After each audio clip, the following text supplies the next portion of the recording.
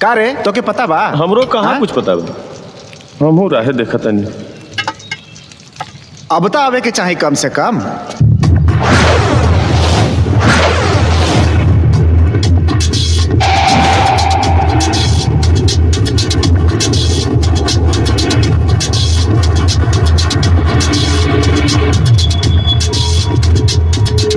रे तोरे बहनिया के ये कौन हुआ सर? भैया ये टेंट वाला, हलवाई वाला, बैंड वाला हमन सन। ए तोरे माई के का चाहिए रे? मालिक हमनी के साटा के पैसा। रे तोरे बहनी के दरगवा से अपने बहन का बियाह कैनी है तो उस ससुरा के दहेज मांगे कोनो कुबता नहीं थे और तोहनी के साटा के पैसा चाहिए। ए बनिलवा हाँ भैया, चौना के सट्टा का पैसा चाहिए, ओकरा के छोक दे चूल्हा में। लाश के लपट में चिलम जलाओ के मजा ही कुछ और होला।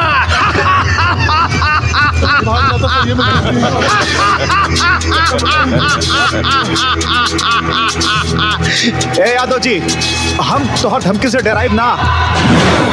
बॉस के आदेश बा कि जबले रहुआ पैसा ना दे हम यहाँ से हिलब ना। ए कुत्ता के औलाद,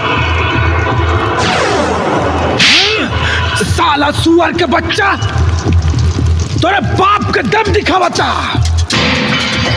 और तय साला मौका नियर हमार थुथु देखता है। झक साले की आग में।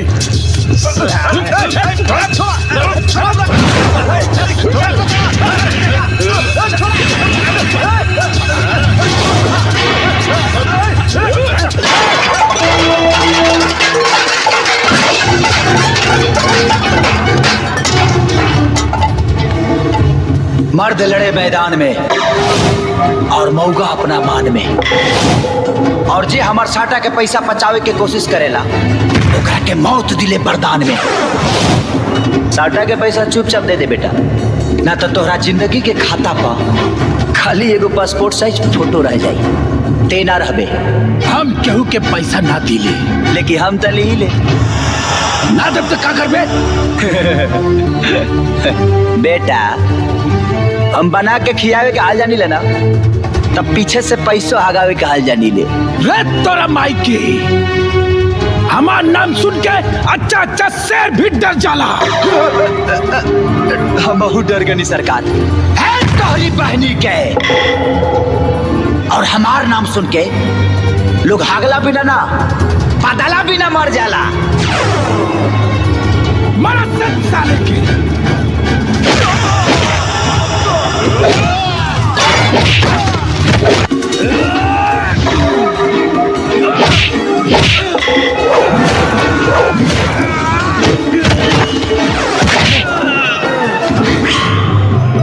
हम कहानी है ना, जे हम बना के खियावे के हाल जानी ले, तब पीछे से आगाहू के हाल जानी ले। चुपचाप सोच।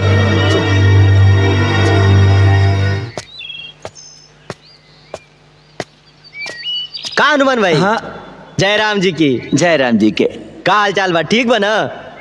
ठीक है बा बाबू। आजकल कहाँ साटा बा? अरे साटा के चक्कर में तो जिंदगी में बहेंगवा हो गई बा। हाँ? अच्छा परा त कल सिवान, त परसों मोतिहारी, त चौथा रोज रक्सौल।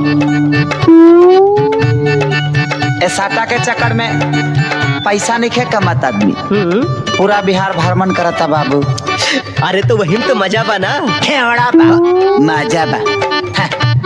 एक तो लोग के इज्जत छपा, ऊपर से पैसा खातिर तनी स्ट्रगल करे के पड़ता। यार ऐसा कोनो काम मिली जहाँ भरपेट भोजन, सूते के चटाई और चाटे के खटाई, जिंदगी आराम से कटी त्यार। भाई हो ऐसा एगो जगह बा। कहाँ बा? बड़का गांव क्या कराई है? तारा माई। हमारा माई? तारा माई। ओ तारा माई। तारा माई हमारे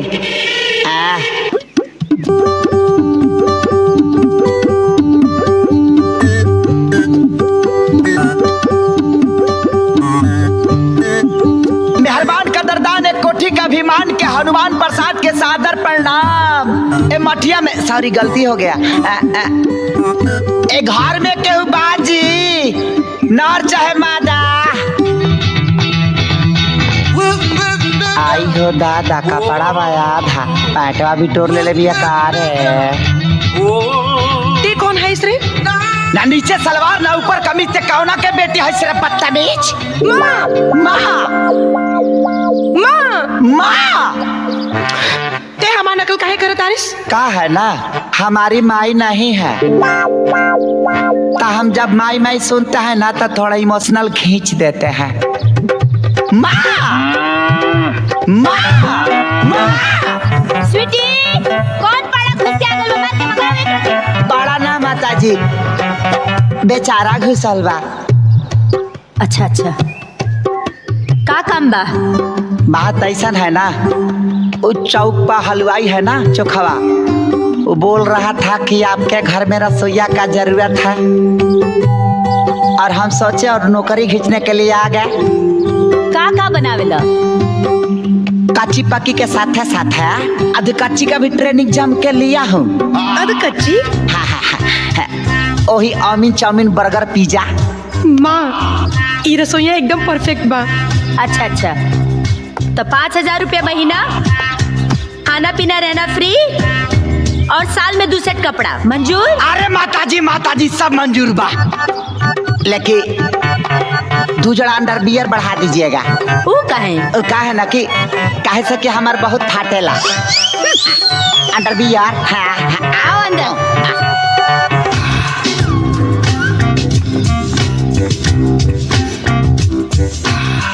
अरे बाप रे बाप ई घर हकी जम फाड़ रे। तारा माँ घर में खोनती उनती बा? वो कहे के?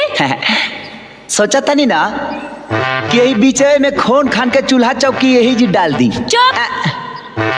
खाना बनाए खातिर किचन बा। चिकन बा। मालिनी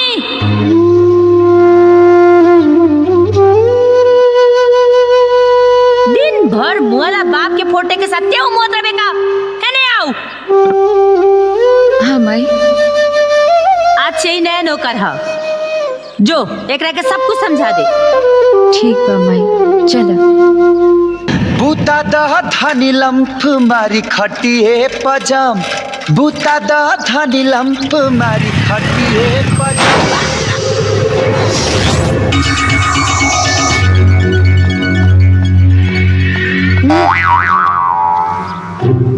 हट जा सामने से।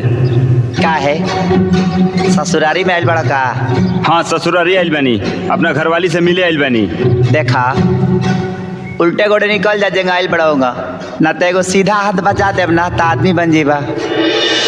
हनुमान कहा घर में सब्जी खत्म हो गई बा तनी ले आवा ना। हम बाजारे ना जाए काहे से कि बहुत सीरियस मैटर में झुराइल बनी। हाँ कहा इस स्वीटी का सीटा कहाँ गया भाई? हैं हम तोहरा बिना नहीं जी सकत Shyam. I love you. I love you too. किधर लगा है बे? Don't touching. हटो हटो रे हटो रे। हम कह रहे हैं जो हटो। नो साटा साटिंग नो साटा। हनुमान माई तो ये दोनों के अलगावे में लगले बड़ी। अब तू हो इहे करबा। दो को प्यार करे वाला के मिलावल बहुत पुण्य के काम होला। अच्छा तो ये लाला मजलू हयाला भी 1 2 3 जा ऊपर कर रूम में फिरी जा बाबू लग जा लागा। छोड़ा ना काहे? उगला सहोने हम नहीं कहने का भाई एगो गाना गाली के संगे। थैंक यू मौसा।